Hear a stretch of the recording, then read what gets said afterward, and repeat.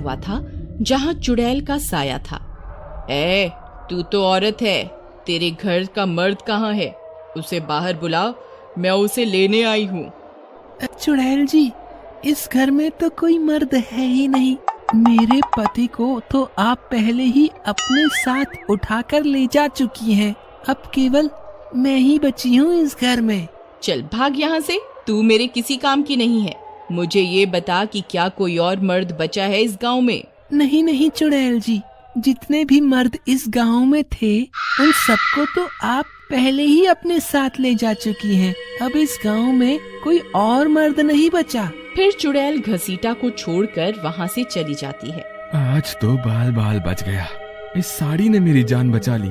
सुबह होने पर उस गांव के लोग धीरे धीरे उस गांव को छोड़कर जाने लगे थे, क्योंकि वहाँ लोग चुड़ैल के आतंक से परेशान आ चुके थे। गांव के लगभग सारे मर्दों को तो चुड़ैल अपने साथ ले जा चुकी थी। अब केवल औरतें और उनके बच्चे ही बचे थे। माँ, जब मैं बड़ा हो जाऊंगा तो पिताजी की तरह चुड़ैल मुझे भी उठाकर अपने साथ ले जाएगी। नहीं नहीं बेटा, मैं ऐसा नहीं होने दूंगी। मैं तेरे बाबा को तो खो चुकी हूँ, अब तुझे नहीं खोना चाहती। हम कल ही ये गांव छोड़कर कहीं दूर चले जाएंगे। गांव वालों ने अपने दरवाजे पर चुड़ैल कल आना तो लिखा हुआ था, लेकिन उसके बाद भी चुड़ैल रात होने पर उनका दरवाजा खटखटाती और जो भी दरवाजा खोलता वह उसे अपने साथ उठाकर ले जाती थी, क्योंकि चुड़ैल समझ चुकी थी कि गांव वाले उसे चुड़ैल कल आना लिखकर बेवकूफ बना रहे थे। धीरे धीरे गांव के सारे मर्द गायब होते जा रहे थे।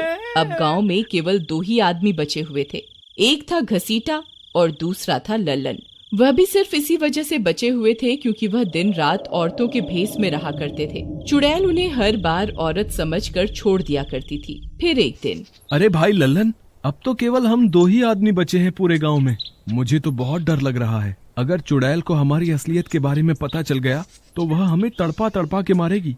घसीटा भाई, तुम सही कहते हो। हमने चुड़ैल को बहुत बेवकूफ बनाया है। अगर हम पकड़े गए तो वह हमें इसकी सजा जरूर देगी। लेकिन जब तक चुड़ैल को हमारी असलियत के बारे में कोई नहीं बताएगा, उसे कैसे पता चलेगा कि हम औरत नहीं मर्द हैं? बात तो तुम सही कहते हो घसीटा, बस कभी कोई हमारी पोल ना खोल दे चुड़ैल के सामने। चलो भाई, रात होने वाली है, घर की ओर चलते हैं। फिर वे दोनों अपने अपने घर की ओर चल देते हैं।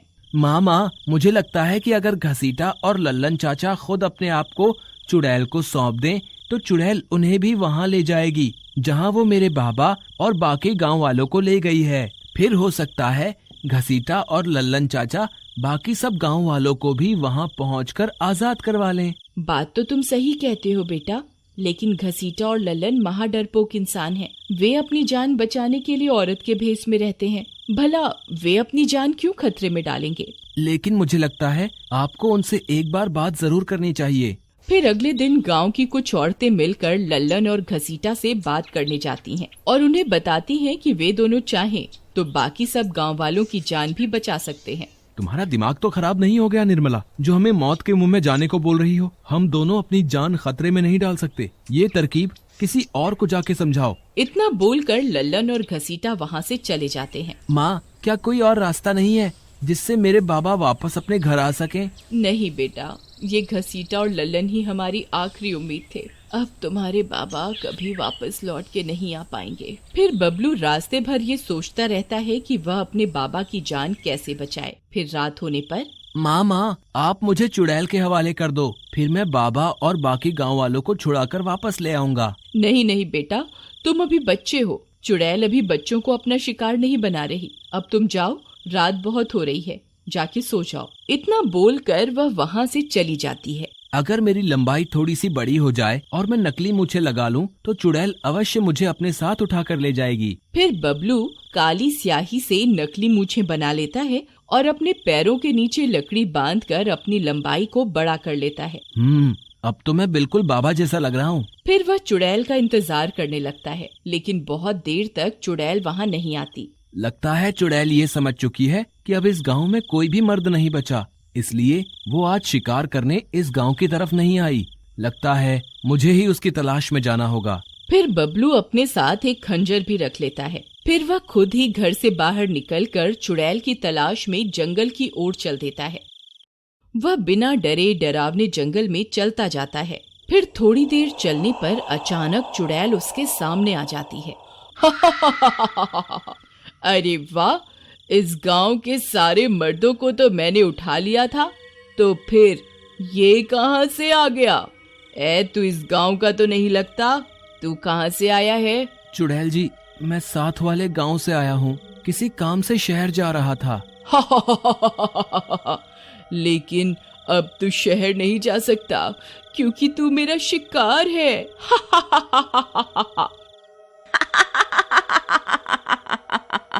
फिर चुड़ैल बबलू को उठाती है और अपने साथ अपनी गुफा में ले जाती है। वहाँ पहले से ही बहुत सारे गांव वाले भी बंद होते हैं।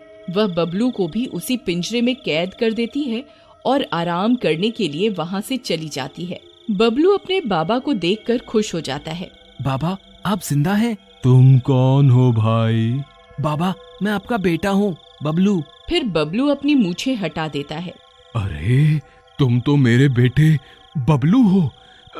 तुम यहाँ कैसे? तुम ठीक तो हो ना? हाँ पिताजी, मैं बिल्कुल ठीक हूँ। मैं आप सबकी जान बचाने यहाँ आया हूँ। लेकिन तुमने हमारी जान बचाने के लिए अपनी जान खतरे में क्यों डाल दी? बाबा, किसी न किसी को तो यहाँ आना ही था, तो मैंने सोचा मैं ही चला जाता हूँ। जो होगा देखा जाएगा। बाबा, अब हमें और इंतजार नहीं करना चाहिए। चुड़ैल किसी भी वक्त वापस आ सकती है। मैं अपने साथ खंजर लेकर आया हूँ। हम उस खंजर की मदद से इस बांस के पिंजरे को काट सकते हैं। फिर वे मिलकर उस बांस के बने पिंजरे को काटने लगते हैं। थोड़ी देर में वे सारे बांस को काट देते हैं और पिंजरे से बाहर निकल आते हैं। अरे वाह बेटा बबलू, तुम्हारी वजह से हम पिंजरे से आजाद हो गए। चलो चलो, अब हमें यहाँ और नहीं रुकना चाहिए। चुड़ैल किसी भी वक्त यहाँ आ सकती है। फिर वे सब वहाँ से भागने लगते हैं। तभी चुड़ैल वहाँ पहुँच जाती है और कटा हुआ पिंजरा देखकर बहुत गुस्सा हो जाती है। इन गांव वालों की इतनी हिम्मत, इन्होंने इस पिंजरे को कैसे काट दिया? अब मैं किसी को नहीं छोड़ूंगी। फिर चुड़ैल उन गांव वालों का पीछा करने लगती है। गांव वाले भी भागते भागते अपने गांव पहुंच जाते हैं और सब के सब एकजुट हो जाते हैं। आने दो इस चुड़ैल को, आज इसे मजा चखा कर ही रहेंगे। तभी चुड़ैल उनका पीछा करते करते वहां पहुंच जाती है। गांव वालों, तुम्हारी इतनी हिम्मत, मुझे धोखा देकर वहां से भाग आए। अब मैं किसी को नहीं छोड़ूंगी। अब तुम सब मरने को तैयार हो जाओ। फिर चुड़ैल एक आदमी को उठाती है और हवा में उछाल देती है। अरे मर गया रे, हे भगवान मुझे बचाओ। अरे मर गया रे, बहुत दर्द हो रही है। अरे मर गया। फिर चुड़ैल बाकी गांव वालों के पीछे पड़ जाती है। आज मैं किसी को नहीं छोड़ूंगी। अरे मर गए रे, अरे भागो यहाँ से। अरे मर गया रे, अरे कोई तो मुझे बचाओ। अरे भगवान मुझे बचाओ। अरे मर गया रे। लगता है ये चुड़ैल पागल हो गई है। आज ये किसी को भी जिंदा नहीं छोड़ेगी। बाबा, मुझे लगता है हम सब गांव वालों को पास में बने मंदिर के अंदर जाना चाहिए। वहाँ ये चुड़ैल नहीं आ पाएगी। आप सब गांव वालों को इकट्ठा करिए और मंदिर पर ले आइए। मैं और माँ आपको वहीं मिलेंगे। फिर इतना बोलकर बबलू और उसकी माँ अपने साथ कुछ गांव वालों को लेकर मंदिर की ओर चल देते हैं। चलो भाई जल्दी चलो, हमें मंदिर के अंदर जाना होगा। वहाँ ये चुड़ैल नहीं आ पाएगी। फिर सब गांव वाले पास में बने मंदिर के अंदर चले जाते हैं। चुड़ैल भी उनका पीछा करती करती मंदिर के बाहर पहुंच जाती है। चुड़ैल, अगर तुझ में हिम्मत है तो इस मंदिर के अंदर आकर दिखा।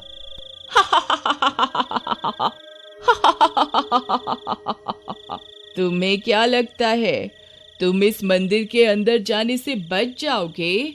तुम्हें मुझसे आज कोई नहीं बचा सकता। फिर वह चुड़ैल मंदिर के अंदर जाने लगती है। वह जैसे ही मंदिर के पास पहुंचती है, वह जलने लगती है। अरे अरे मर गई रे, ये मेरे साथ क्या हो रहा है? लगता है मैं इस मंदिर के आसपास भी नहीं जा सकती। भलाई इसी में है कि वापस चलती हूँ। ये गांव वाले कभी न कभी तो मंदिर से बाहर निकलेंगे, तब इन्हें मजा चखाऊंगी। फिर इतना बोलकर चुड़ैल वहां से चली जाती है। गांव की सारी औरतें अपने अपने पतियों को वापस पाकर खुश हो जाती हैं और बबलू का शुक्रिया अदा करती हैं। सीता, आज तेरे बेटे ने सबकी जान बचा ली। तेरा बेटा तो बहुत बहादुर निकला। ये तो मेरा फर्ज था।